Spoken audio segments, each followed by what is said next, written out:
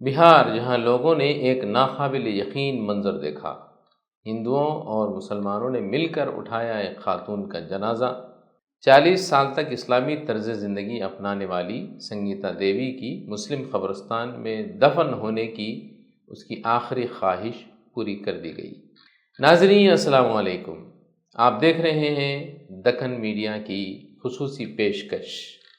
یہ کہانی ہے بہار کے روہتاس کی، جہاں ایک واقعے نے سب کو حیران کر دیا۔ 58 سالہ سنگیتا دیوی جو ایک ہندو خاندان میں پیدا ہوئی، مگر اپنی طرز زندگی کے 40 سال اسلامی عقائد پر عمل کرتے ہوئے گزارے۔ انہوں نے اپنی آخری خواہش میں کہا کہ ان کا جنازہ اسلامی طریقے سے اٹھایا جائے اور انہیں مسلم قبرستان میں دفن کیا جائے۔ یہ خبر پورے علاقے میں جنگل کی آگ کی طرح پھیل گئی۔ وہ لمحہ ناقابل فراموش تھا جب ہندو اور مسلم برادری کے افراد اکٹھے ہوئے، جنازے کو کاندھا دیا اور ان کی نماز جنازہ مسجد کے امام نے پڑھائی۔ اس منظر نے مذہبی ہم آہنگی کی ایسی مثال قائم کر دی جو شاید آج کے دور میں کم ہی دیکھنے میں ملتی ہے۔ غیر معمولی طور پر سنگیتا دیوی گزشتہ 40 سال سے اسلامی اصولوں کے مطابق زندگی گزار رہی تھیں۔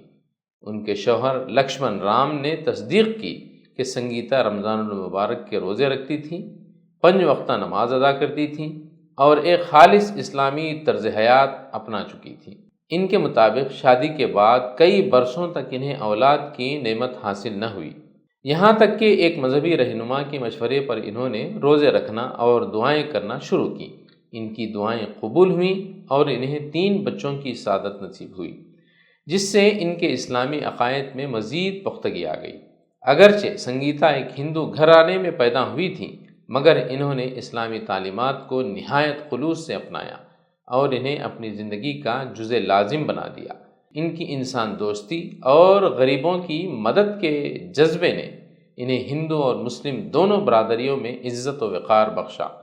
وہ سماجی فلاح و بہبود کے کاموں میں ہمیشہ سرگرم رہتی اور ان کے خاندان نے کبھی ان کے عقائد پر اعتراض نہیں کیا۔ جب سنگیتا دیوی کا انتقال ہوا تو ان کی وصیت کے مطابق ان کے جنازے کی تمام رسومات اسلامی طریقے سے ادا کی گئیں اور انہیں اسلام گنج قبرستان میں دفن کیا گیا۔ ہندو اور مسلم برادری کے افراد یکجا ہو کر ان کی آخری خواہش کے احترام میں شریک ہوئے۔ مقامی مسجد کے امام نے ان کی نماز جنازہ پڑھائی اور ہندو و مسلم دونوں برادریوں نے ان کے جنازے کو کاندھا دیا۔ تدفین میں ایک بڑا ہجوم شریک تھا جس نے سنگیتا کی آخری خواہش کو مکمل وقار اور عزت کے ساتھ پورا کرنے میں اپنا رول ادا کیا۔ ایک ایسے وقت جب کہ ملک میں مذہبی منافرت کا دورہ ہے، یہ واقعہ جہاں مذہب پر عمل کے آئینی حق کے استعمال کی بہترین مثال ہے، وہیں بین المذاہب ہم آہنگی، برداشت اور رواداری کا ایک شاندار نمونہ بھی ہے۔ سنگیتا دیوی کی یہ کہانی ہمیں یاد دلاتی ہے کہ عقیدہ دل کا معاملہ ہے، اور جب محبت و احترام غالب آ جائیں تو فرقہ واریت کی دیواریں خود بخود گر جاتی ہیں۔ سنگیتا دیوی کی زندگی اور موت ایک پیغام چھوڑ گئی، محبت، بھائی چارہ اور احترام کا پیغام۔ وہ ثابت کر گئیں کہ عقیدے کی سچائی کسی مخصوص نام یا شناخت کی محتاج نہیں ہوتی، بلکہ ایک روحانی وابستگی ہے جو دلوں کو جوڑ سکتی ہے، دیواریں نہیں کھڑی کر سکتی۔ ان کی آخری خواہش کا احترام کر کے ہندو و مسلم برادری نے دنیا کو دکھا دیا کہ جب انسانیت کی بات ہو تو فرقہ واریت کی دیواریں گر سکتی ہیں۔ ناظرین، آئیے دوسری خبر کی طرف۔ یہ خبر ہے حج 2025 سے متعلق۔ سعودی عرب نے بھیڑ کو کنٹرول کرنے کے لیے کئی سخت قوانین کا اعلان کیا ہے۔ مملکت میں اس سال بچوں کو حج پر لے جانے پر پابندی عائد ہے۔ اس کے علاوہ اس نے ویزا کے سخت قوانین، بہتر حفاظتی اقدامات اور جدید انفراسٹرکچر کو بھی نافذ کیا ہے۔ سوال یہ ہے کہ سعودی عرب کے ان سخت اقدامات کے پیچھے کیا وجہ ہے؟ آپ کو بتاتے چلیں کہ سعودی عرب کی وزارت حج و عمرہ نے کہا ہے کہ یہ فیصلہ ہر سال بڑھتی ہوئی بھیڑ کی وجہ سے لیا گیا ہے۔ سعودی وزارت حج اور عمرہ کا کہنا ہے کہ بچوں کو ہر سال زیادہ بھیڑ کے ممکنہ خطرات سے بچانے کی ضرورت ہے۔ یہ قدم بچوں کی حفاظت کو یقینی اور حج کے دوران کسی بھی ممکنہ نقصان کو کم کرنے کے لیے اٹھایا گیا ہے۔ بچوں پر پابندی کے ساتھ سعودی عرب نے اپنی ویزا پالیسی میں تبدیلی کی ہے۔ میڈیا رپورٹس کے مطابق حکومت نے سیاحت، کاروبار اور خاندانی دوروں کے لیے مخصوص ممالک کے 1 سال کے ملٹی انٹری ویزے کو غیر معینہ مدت کے لیے معطل کر دیا ہے۔